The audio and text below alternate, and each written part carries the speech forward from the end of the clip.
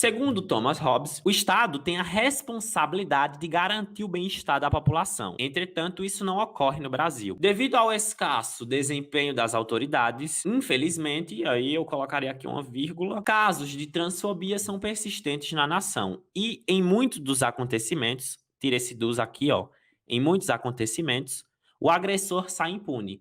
Consequentemente, há um crescimento nos casos de violência e um crescimento na quantidade de denúncias. Eu evitaria essa repetição aqui, tá? Crescimento, crescimento, assim, linha 14, na linha 15 ela repete a mesma palavra. Matheus, o que é que você acha dessa argumentação? Bem, poderia melhorar, mas não tem tantos problemas não, tá? Existe sim o desenvolvimento do ponto de vista. Outro sim, destaca-se a inexistência de debates em escolas como um impulsionador do problema. Eu não gosto dessa palavra inexistência. Aí, de novo, eu vou fazer aqui uma reflexão com vocês. Em 2018, quando eu escrevi a minha redação do Enem, eu coloquei no segundo desenvolvimento o seguinte argumento, que inexistia uma lei a respeito do controle de dados na internet. Então, na minha cabeça, com o pouco conhecimento que tinha e que talvez até tenho, eu não sabia da existência do Marco Civil da internet, por exemplo. Então é muito perigoso, e aí tenha cuidado com a palavra ausência, com a palavra inexistência. Você está falando que inexiste. Você tem certeza? Você está em todas as escolas do Brasil para saber se inexiste debate a respeito disso. Você está em todas as escolas do Brasil para saber se nunca foi feito um projeto, um simpósio, uma gincana, que seja a exibição de um filme para conscientizar as pessoas a respeito de determinado preconceito. Você está no comando de todas as escolas do país para saber se, sei lá, algum diretor nunca levou algum transexual para o colégio para dar uma palestra, para, enfim, tentar ali ensinar os alunos. Então, cuidado com essas expressões. E, novamente, vocês têm uma mania feia de sair repetindo as coisas sem refletir. Você nem lê direito, só bate o olho, eita, Matheus usou, fulano usou, não sei quem tem um Instagram, tem dá aula no YouTube usou, eu vou usar também. Leia. Em 2018, eu escrevi um parágrafo inteiro que, por mais que esteja esteticamente agradável, ele é um parágrafo que não faz sentido. E eu já falei isso algumas vezes. Eu passei um parágrafo inteiro pedindo uma coisa que existia. Eu disse que inexistia uma lei que controlasse os dados e que isso formava bolhas. Beleza, mas existia a lei. Então é como se o parágrafo inteiro fosse invalidado. Aí você pode dizer assim, Matheus, mas você tirou 960. Tirei 960. Não foi sorte, porque foram dois avaliadores, no mínimo. Lá em 2018, como em 2019, 2020, todo ano, no mínimo, são dois avaliadores. Tá, você errou e não perdeu 40, e perdeu só 40 pontos. Mas você pode fazer a prova sem errar. Você não vai errar porque pode passar batido ou porque o Enem não penaliza tanto por aquele erro. O que eu tô gastando tempo, energia, é para que vocês entendam que não é bacana copiar irrefletidamente. Copiar é bacana demais. Matheus, você quando estudava para o vestibular, você copiava as estruturas das redações que nos anos anteriores alcançaram 900 mais? Óbvio que eu copiava. É por essa razão que o próximo módulo do meu curso de redação é uma análise só de textos que funcionaram. Para o pessoal copiar mesmo que funcionou.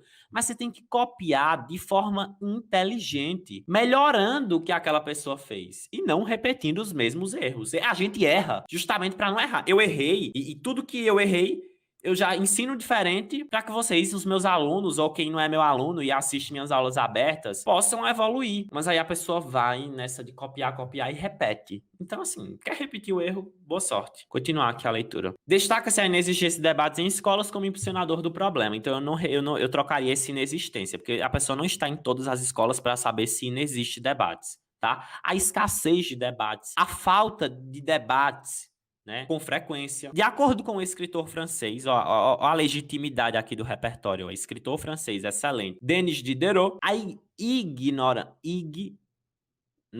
tirei esse N aqui, ignorância é um dos maiores impasses para se alcançar a verdade, atrás apenas do preconceito. Partindo desse pressuposto, vírgula, eu evitaria começar aqui com gerúndio, tá? Mas não tem problema não, não tá errado, mas eu evitaria, para não ficar acostumado. Percebe-se que há na sociedade brasileira, entre vírgulas, uma incompreensão e um desconhecimento da diversidade sexual, que, juntamente aos pensamentos retrógrados, como o patriarcalismo e o conservadorismo, ocasionam a discriminação e o preconceito, bem como a desistência de trans da vida acadêmica. Aí aqui eu colocaria uma vírgula e aqui também, tá? Ou se não quiser colocar essa vírgula aqui entre o que e o juntamente, mas tem que colocar essa aqui. Aí eu colocaria aqui, já que ela trouxe essa questão da desistência de trans da vida acadêmica, consequentemente, e traria uma consequência de nós termos pessoas trans desistindo da vida acadêmica. Qual que é o impacto disso? Qual que é o problema? Que isso é preocupante? Eu escreveria mais um pouquinho, tá? Mas está